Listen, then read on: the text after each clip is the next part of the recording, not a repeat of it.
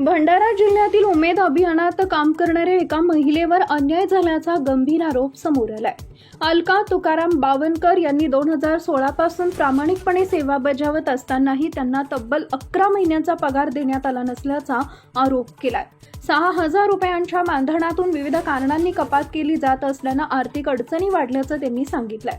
पगाराची मागणी केल्यावर वरिष्ठ अधिकाऱ्यांकडून उद्धट व धमकीची भाषा वापरण्यात आल्याचाही आरोप आहे। याशिवाय क्लस्टर सीसी प्रभाग समन्वयकांनी वैयक्तिक द्वेषातून पदाचा गैरवापर करून त्यांना ICRP पदावरून कमी केल्याचंही त्यांनी म्हटलंय।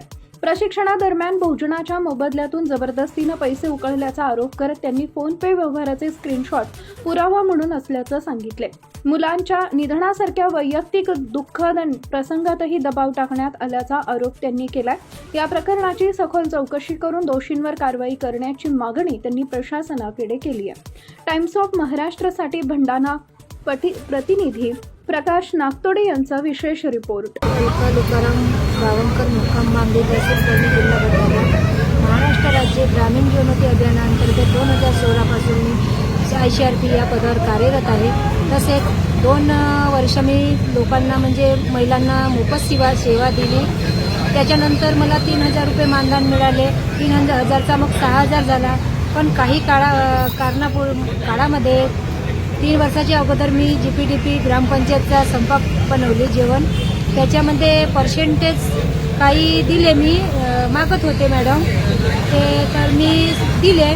मग 3 वर्ष पूर्ण दिले, पण मला माझ्याच्यानं मग काही जमलं नाही, कारण माझा मुलगा खूप गंभीर आजारात होता आणि मी बचत गटातूनच 1 लाख रुपये खर्च काढले होते।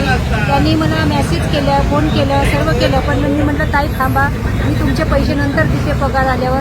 त्यानं शेवटी नाही ऐकलं, धमकावलं आणि प्रभाग संघाच्या ज्या अध्यक्ष आहेत अस्मिता कुंबरे आणि सचिव आहेत प्रतिभा नागोशे यांच्या सहीनिशी मला पत्र देऊन सौ परविंदा गरिबा पवार, शिशी मॅडम, आजगाव क्लस्टर यांनी त्यांच्या सहभागातून मला काढण्याचा 7 एप्रिलला पत्र दिला आणि पत्र दिल्यानंतर मी